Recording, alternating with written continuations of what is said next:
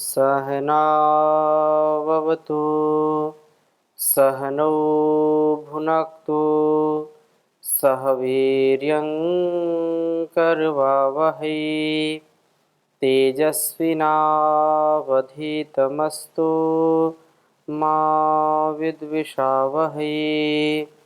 ओम शांति शांति शांति। वैदिक जीवन पद्धति की इस कक्षा में आप सभी का हार्दिक स्वागत है, अभिनंदन है। ऋग्वेद के द्वितीय मंडल का हम स्वाध्याय कर रहे हैं और द्वितीय मंडल के 33वें सूक्त तक हमने स्वाध्याय कर लिया था। 34वें सूक्त के कुछ मंत्रों का स्वाध्याय हम करेंगे। अत्यंत हमारे लिए ऊर्जा और हर प्रकार से उन्नति के साधक यह मंत्र, जो हमारे शक्ति को, हमारे ज्ञान को, हमारी चेतना को परिपक्व करते हैं, इनको बढ़ाते हैं। हम सभी अपने जीवन में यदि सुख, शांति, आनंद, सौहार्द चाहते सभी हैं, लेकिन उसके लिए हमको निरंतरता के साथ वेदवाणी का स्वाध्याय करना और उसको फिर अपने आचरण में लाना, यह परम आवश्यक है। यदि हम ऐसा करते हैं तो जीवन हमारा सहज हो जाता है, सात्विक हो जाता है, और ऐसा नहीं कर पाते हैं तो अनेक हमारे लिए कष्ट और दुख का जो समूह है वो हमारे ऊपर हावी हो जाता है। हमको एक क्षण का फिर विश्राम नहीं मिलता है, विराम नहीं मिलता है, और जीवन अत्यंत संघर्षमय हो जाता है। जीवन का हम आनंद नहीं ले पाते हैं। हम अपने कर्तव्यों का निर्वहन करते हुए, जान का पान करते हुए अपने जीवन को और इस जगत को महान बनाने का परम पुरुषार्थ करें। इसीलिए हमको नित्य प्रति वेदों का स्वाध्याय अवश्य करना चाहिए। इसलिए कहा, वेदो अखिलो धर्म मूलम, वेद सब सत्य विद्याओं का पुस्तक है। और वेद का पढ़ना, पढ़ाना, सुनना, सुनाना तथा अपने आचरण में लाना, ये हमारा सबका कर्तव्य है। ऋषियों की यही परंपरा रही है। हम द्वितीय मंडल के 34वें सूक्त के 7वें मंत्र को एक बार देखेंगे। बहुत ही सुंदर वेद मंत्र है।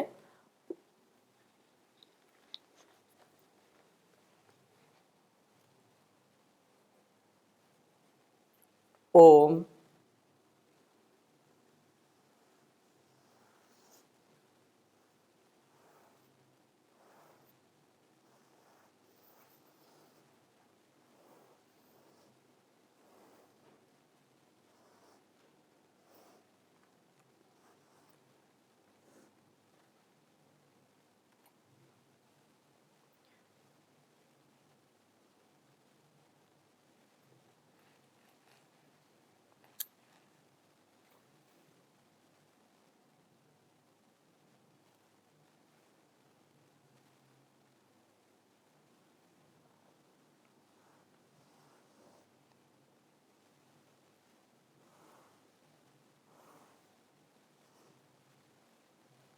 अनु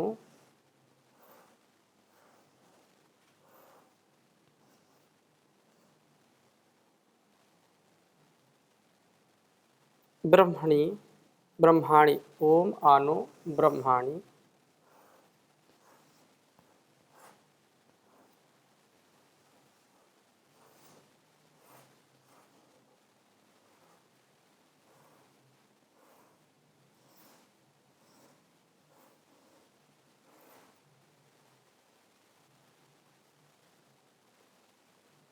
मरुतः समन्वयो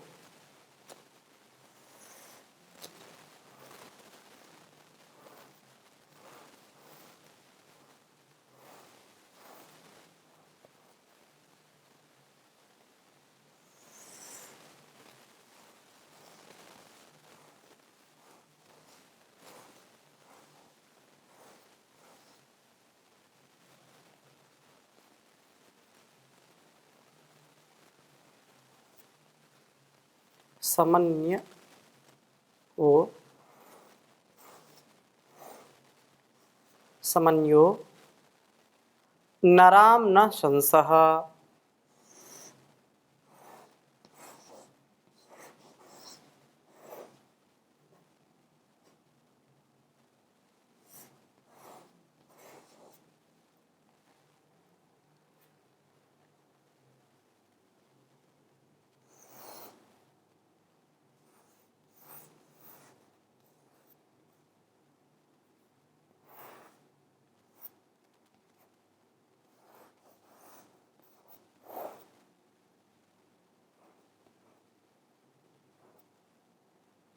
सवनानि गन्तन।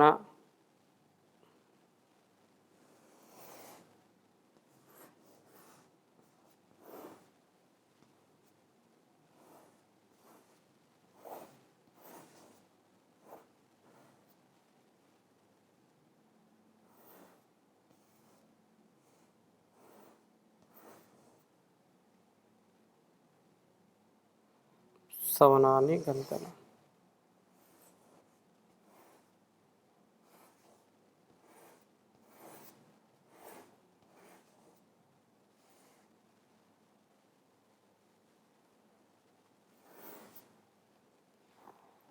अश्वामिव पिप्यत।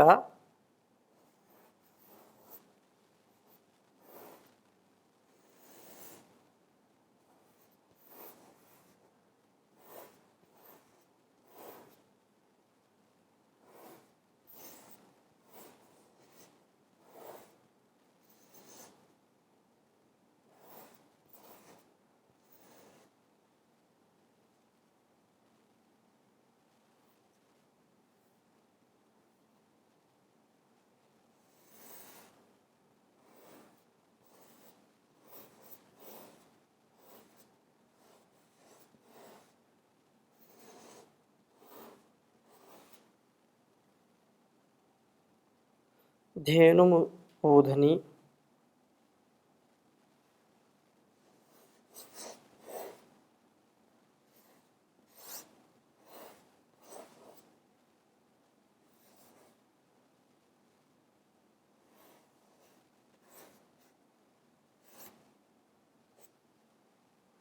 धेनुम् ऊधनि।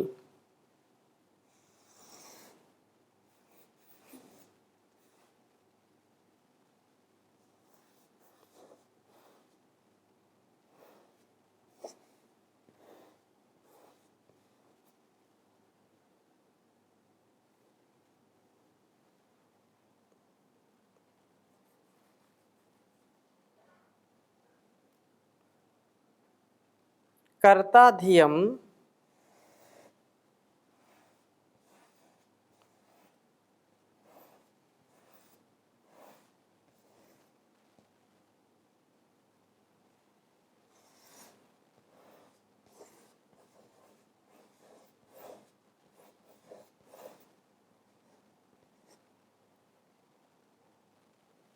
जरित्रे।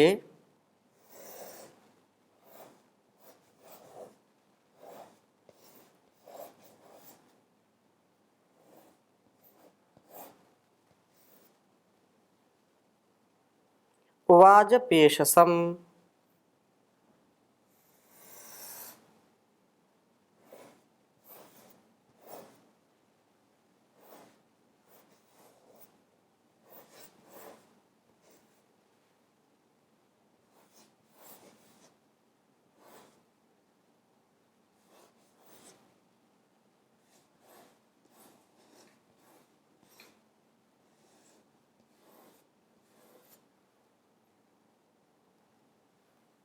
दूसरे मंडल का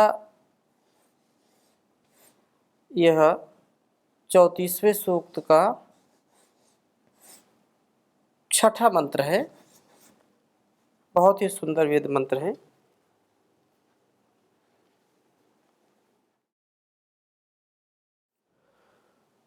ओम आनो ब्रह्माणि मरुतः समन्यवो नराम्ना शंसा सवना निगंतना अश्वामिव पिप्यता धेनुम् ऊधनि कर्ता धियं जरित्रे वाजपेशसम्।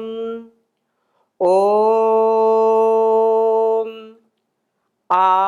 ब्रह्माणि मरुतः समन्यवो नराम्ना शंसा सवना निगंतना अश्वामिवा पिप्यता धेनुं ऊधनि कर्ता धियं जरित्रे वाजपेशसम्।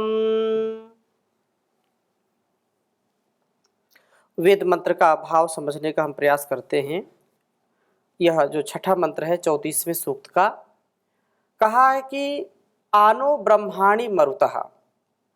प्रभु कहते हैं कि हे समन्वयः, ज्ञान वाले, हे ज्ञान वाले अर्थात जो सदा ज्ञान की ही रुचि रखने वाले, जिनकी ज्ञान में विशेष रुचि है, ज्ञान के आधान में जिनका विशेष पुरुषार्थ है, मरुतः प्राण साधक पुरुषों, तुम नः हमारे ब्रह्माणी, इन ज्ञानों को इस प्रकार से आगंतना प्राप्त हो, न जैसे कि नराम संसह, जो नराम संसह जो नर मनुष्यों के स्तवन को आलसियों का स्तवन वह होता है, जो जिसमें वे प्रभु का कीर्तन तो करते हैं परंतु उन स्तवनों के अनुसार अपने जीवनों को बनाने का प्रयत्न नहीं करते हैं।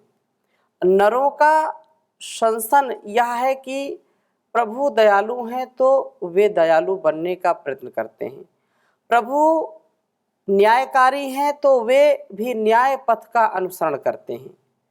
हमने पिछले मंत्र में पढ़ा था, जब प्रभु का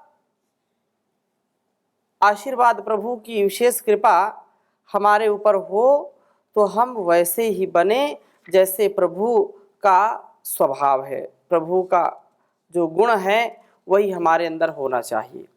तब हम जाकर के अपने इस जीवन को और इस जगत को सुंदरता से परिपूर्ण कर सकते हैं। तो यहाँ पर कहा था कि वह जो प्रभु की शक्ति, प्रभु की भक्ति के साथ अपने जीवन को और इस जगत को सुंदर बनाने का प्रयत्न करते हैं, वे कभी भी उससे विमुख नहीं होते हैं, अपितु उसके सन्मुख शनै शनै और निकटता को प्राप्त होते जाते हैं। परंतु यह कब सिद्ध होता है? जब हम जैसा जिस गुणकर्म स्वभाव को आत्मसात करते हुए प्रभु का सुमिरन करते हैं, उसकी भक्ति करते हैं, तो वह हमारे अंदर भी वैसा ही गुण आए। तो यहाँ इसलिए कहा है कि नराम संसाह, नर अर्थात मनुष्यों के स्तवन को, आलसियों का जो स्तवन वह होता है जिसमें प्रभु का कीर्तन करना लेकिन वैसा आचरण नहीं करना, वो केवल बहुत ही प्रतीक में और बहुत ही इस स्थिति में कि हम तो दीनहीन हैं, हम तो कुछ कर नहीं सकते, हमारा स्वभाव, हमारा सामर्थ्य ऐसा नहीं है। कहने का तात्पर्य यह है कि अनेक प्रकार के वो बहाने बनाना, आलस से प्रमाद करना, जैसा कहना वैसा करना नहीं, जैसा जाप करना, जैसा भक्ति भाव का स्वभाव होना चाहिए वैसा केवल दिखावटी करना, और हम सदा जो दूसरों से ही अपेक्षा करते रहते हैं, ऐसा जो करता है वो जीवन का आनंद और सुख समृद्धि को प्राप्त नहीं करता है। क्योंकि जैसा हम प्रभु के स्वभाव को समझते हैं, जानते हैं, वैसा हमारे अंदर भी स्वभाव उतरना चाहिए। लेकिन ये बहुत कठिन काम है, बहुत ही कठिन काम है। लेकिन जो पुरुषार्थ करते हैं, दृढ़ निश्चयी होते हैं, संकल्पवान होते हैं, वे कठिन से कठिन मार्ग को भी पार कर जाते हैं, कठिन से कठिन परिस्थितियों से भी वे अपने आप को बचा लेते हैं। तो ऐसे ही यहाँ कहा है कि हम दयालु प्रभु का यदि गुणगान करते हैं तो हमारे अंदर दयालुता हो, हम यदि न्यायकारी प्रभु का सुमिरन करते हैं तो हमारे अंदर भी निष्पक्ष स्वभाव का भाव होना चाहिए और न्याय पथ का अनुसरण करने वाले हों। साथ ही सवनानी, यज्ञों को तुम प्राप्त हो, समझदार पुरुष ज्ञान स्तवन व यज्ञों की ओर झुकते हैं। जो मनुष्य इस संसार के भोग की प्रवृत्ति को छोड़ करके त्याग की प्रवृत्ति में आता है, अर्थात त्याग में प्रवृत्त होता है, तपस्या में प्रवृत्त होता है, इन वासनाओं से निवृत्त होकर के वास्तव में उसका जीवन यज्ञी हो जाता है और ज्ञान यज्ञों की ओर वह सतत मुखर होता है, उधर ही उसका जीवन अग्रसर होता है। कहा है कि अश्वाम इव धेनुम ऊधनी पिप्यता, कर्मों में व्याप्त होने वाली जो अशुंग व्याप्त जो धातु है, कर्मेंद्रियों की भांति धेनुम जान दुग्ध से प्रीणित करने वाली ज्ञानेन्द्रियों को समुच्छ्रित प्रदेश में ऊधनी आप्यायित करो, अर्थात कर्मेंद्रियां उत्कृष्ट कर्मों में व्यापृत हों तथा ज्ञानेन्द्रियां ऊंचे से ऊंचे ज्ञान को प्राप्त करने में सहायक हों। ज्ञानेन्द्रिय और कर्मेंद्रिय दो इंद्रियों अर्थात दो समूह जो इंद्रियों के हैं, इन समूहों से ही हम अपने सारे व्यवहारों को सफल करते हैं, व्यवहारों को प्राप्त करते हैं। ज्ञान हमारे अंदर है, ज्ञानेन्द्रियां हैं, लेकिन कर्म में हमारी प्रवृत्ति नहीं हो रही है, तो उससे लाभ मिलना संभव नहीं है। यदि मेरी दृष्टि मुझको दिखा रही कि सामने कांटा पड़ा हुआ है, गड्ढा है, खाई है, और मैंने देख करके भी उधर ही अपने कदम बढ़ा दिए, तो पतित होने से कोई बचा नहीं सकता। मेरे कान सुन रहे हैं कि यहाँ कोई आसपास हिंसक जीव है, शेर की दहाड़ आ रही है और हमको यहाँ से सुरक्षित पहुंचना चाहिए।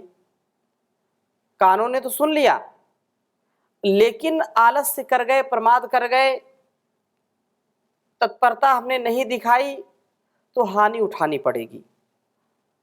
हम देख रहे हैं कि सामने से गाड़ी आ रही है, कोई वाहन बड़ा आ रहा है, और हम अपने आप को किनारे नहीं लेते हैं, साइड में नहीं लेते हैं, तो एक्सीडेंट होगा ही होगा, दुर्घटना होगी ही होगी। कहने का आशय क्या है कि संसार के जो भी हम कर्म करते हैं और उन कर्मों में यदि ज्ञानपूर्वक कर्म करते हैं तो बहुत ही सुंदर हो जाता है जीवन, और अज्ञानता में यदि हम केवल जान नहीं रहे और बस अंधाधुंध उस काम को किए जा रहे हैं, उससे क्या लाभ है, क्या हानि है, क्या सही है, क्या गलत है, क्या ग्राह्य है, क्या त्याज्य है, क्या सुख है, क्या दुख है, क्या नित्य है, क्या अनित्य है, इसका बिना विचार किए हम जो सत्य तथ्य है उसको बिना जाने केवल कर्म में ही प्रवृत्त रहें, दिन रात लिप्त रहें, आसक्त रहें, तो इससे उन्नति नहीं होगी। जो जिस क्षेत्र में कार्य करेगा उसमें हो सकती है उन्नति हो जाए, परंतु जिस उद्देश्य से जीवन हम जी रहे हैं, जिस उद्देश्य से जीवन हमको दिया गया है, ईश्वर प्रदत्त है, ईश्वर के द्वारा दिया गया है, उसकी प्राप्ति नहीं हो सकती है। इसलिए धर्म, अर्थ, काम और मोक्ष पुरुषार्थ चतुष्टय की सिद्धि के लिए, लोकोपकार के लिए, सदाचार, सद्व्यवहार, परोपकार के लिए, परमार्थ के लिए जब हम जीवन को जीते हैं तो जीवन की सार्थकता हमारी बढ़ जाती है। लेकिन यदि इससे विपरीत आचरण करते हैं, जैसा हम जानते हैं वैसा करते नहीं, और जैसा हम नहीं जानते वैसा करते हैं, तो कभी भी हम उत्थान को या अपने पथ, अपने टारगेट, अपने लक्ष्य तक पहुंच नहीं पाएंगे। हमको अपनी इंद्रियों पर नियंत्रण रख करके कर्मेंद्रियों की जो स्थिति है उसको ज्ञान की स्थिति जैसी वैसी ही परिवर्तित करना चाहिए, और कर्मेंद्रियां उत्कृष्ट कर्मों में व्यापृत हों तथा ज्ञानेन्द्रियां ऊंचे से ऊंचा ज्ञान प्राप्त करें। एक भी हमारा जो स्वभाव है वो इंद्रियों के भटकाव में कहीं भटक ना जाए। इंद्रियां हमारी बहुत बहिर्मुख हैं और ये विषयों को जैसे ही उनका आलम्बन मिलता है विषयों का, ये अपने आप धराशायी हो जाती हैं। तो इससे बचने का क्या उपाय है कि ज्ञानपूर्वक व्यवहार करना, उत्तमोत्तम ज्ञान वृद्धि हम करते रहें। और आगे कहा है कि वे प्रभु चरित्रे स्तोता के लिए वाजपेशसम शक्ति का निर्माण करने वाले, धियम बुद्धि को कर्ता करने वाले हैं। हम प्रभु का स्तवन करते हैं, प्रभु हमें शक्ति से युक्त ज्ञान प्राप्त कराते हैं। प्रभु की भक्ति से ही हमारी शक्ति बढ़ती है और उसी से मुक्ति मिलती है। अपने आप हम इस जीवन को बनाने वाले हों और यह जीवन जिसमें ज्ञान का आधान है, वह ज्ञान उसी विधाता से मिलता है। और ज्ञान का जब हम दीपक अपने मन में जलाते हैं तो हमको सच्चा आराम मिलता है, ये भी हमको समझना चाहिए। और परमात्मा सब कुछ देता है, हम उससे मांगे तो कम से कम उसकी शरणागति तो प्राप्त करें। ऐसा जब हम करने लगते हैं तो स्वतः ही वह दिव्यता हमारे अंदर घटित होने लगती है, जिसकी सात्विक आत्माएं कामना करती हैं, इच्छाएं करती हैं, सद्कामना सद्भावना से युक्त होकर के। इसलिए इस संसार से हम जो भी चाहना करते हैं, मांगते हैं, इसके वशीभूत होना चाहते हैं। इंद्रियां हम जो चाहती हैं हम उसको प्राप्त कराना चाहते हैं, तो इससे कभी उद्धार नहीं होगा। हम परमात्मा से सद्बुद्धि मांगे, सद्गति जिससे हमारी हो। हे विभो आनंद सिंधो मे च मेधा दीयताम यच्च दुरेतं दीन बंधो तच्च दूरं नीयताम् चंचलानि चेन्द्रियाणि मानसं मे पूयताम्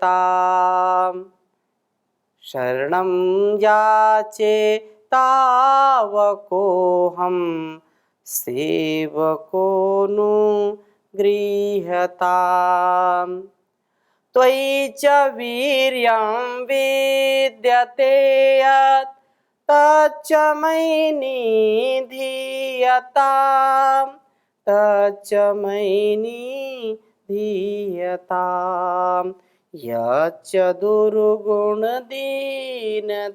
मयि सा तु शीघ्रं क्षीयताम्। ये संसार का नियम है। हम यदि अपनी इंद्रियों पर नियंत्रण करेंगे तो अपने आप शक्ति संवर्धन होने लगता है और हम प्रत्येक बाधाओं से बच जाते हैं।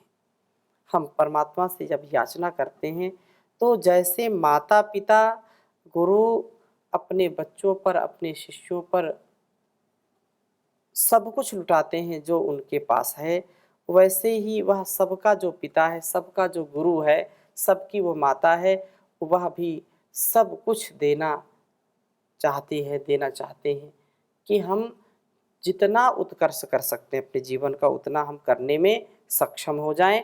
इसलिए मांगना तो प्रभु से मांगे। संसार के लोग क्या देंगे? संसार में देने वाले नहीं, लोग लेने वाले ज़्यादा हैं।